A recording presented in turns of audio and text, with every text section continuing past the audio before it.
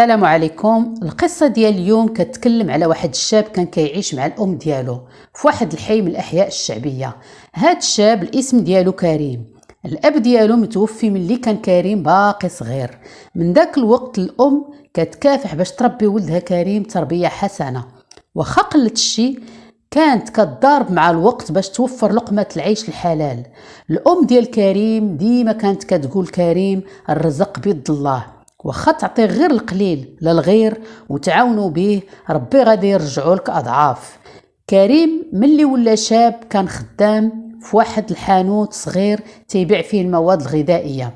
المدخول ديالو يلاه كان قادوه هو والام ديالو باش يشريو الحاجات اليوميه الضروريه. كريم ديما كان كيتمنى وكيطلب من الله باش يلقى شي خدمه يكون المدخول ديالها كتر. المهم في كل صباح كانت الأم ديال كريم كتفيق بكري باش توجد ليه الفطور بكري قبل ما يمشي لخدمته. من العادة ديال الأم فيما تيبقى شي خبز وتيبس كتفزقو بالماء وكتعطيه للطيور ياكلوه. في واحد الصباح فزقات شوية ديال الخبز وعيطات لكريم وقالت ليه باش يحطو في باب الدار للطيور اللي فيها الجوع. كان الغرض ديالها باش تولفوا هاد العاده باش يبقى يديرها ديما. شاف فيها كريم وقال لها حنا ما عندناش وكناكلو غير بالزز ونعطيو خبزنا للطيور. ابتسمت الام ديال كريم وهي تقول ليه رزقنا بيد الله، واي حاجه عطيناها في سبيل الله ما غادياش تنقص لينا من رزقنا، بالعكس غاديه تزيد بالبركه ديال الله سبحانه وتعالى. هي هذيك كريم ما زادش مع الام ديالو في الهضره، خدا الخبز من عندها وحطو حدا الباب ديال الدار.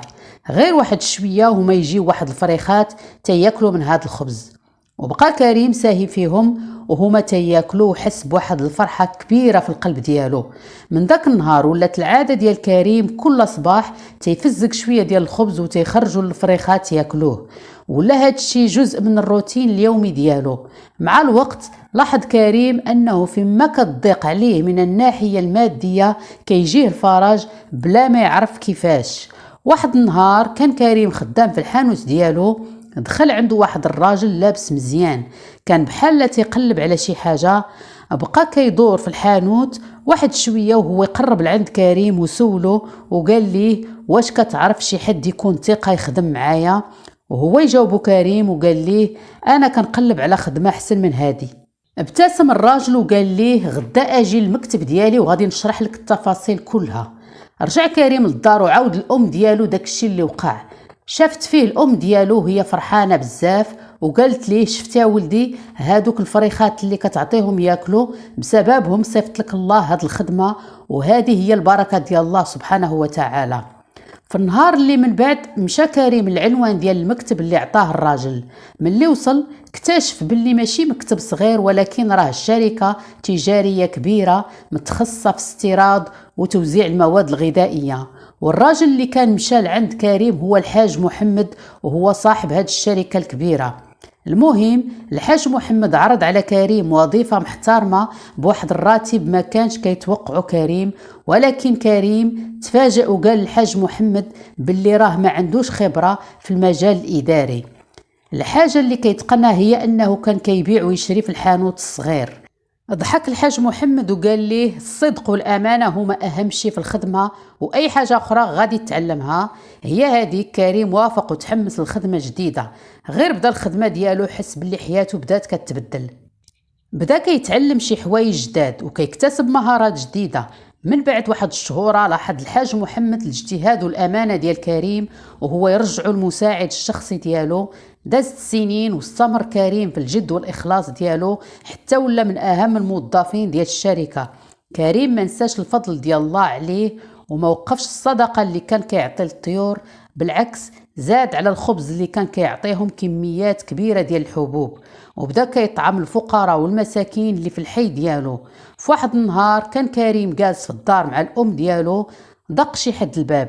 ناض كريم وحل الباب وهو يلقى واحد الراجل كبير في السن ما لابسش مزيان، وهو يقول كريم سمعت ولدي باللي كتعاون الفقراء والمساكين وانا راجل كبير ما عندي حتى شي حد في هاد الدنيا. رحب به كريم ودخلوا للدار وحط ليه داكشي اللي قسم الله. وبقى كريم تيسولو على حياته وهو يقول ليه باللي كان تاجر كبير وخسر الاموال بسبب الخيانه ديال الشركاء ديالو. تأثر كريم بالقصة ديال هذا الراجل وقرر باش يعاونه، وهو يقلب ليه في الشركة على خدمة يعيش منها. دازت الايام، جا الراجل لعند كريم وقال ليه باللي كانت عنده واحد الارض كبيره قبل ما يخسر المال اللي كان عنده وباقيه بالاسم ديالو، واقترح على كريم باش يكون شريك ديالو ويديروا عليها مشروع تجاري. خدا كريم الارض ودار عليها مشروع تجاري، ومن بعد سنوات كبر المشروع وتحول لسوق كبيره، وولا كريم من رجال الأعمال المعروفين. واحد النهار كان كريم جالس حدا الأم ديالو وهو يقول لها: واش عاقلة على هذاك الخبز الفازق اللي كنا كنعطيوه للطيور؟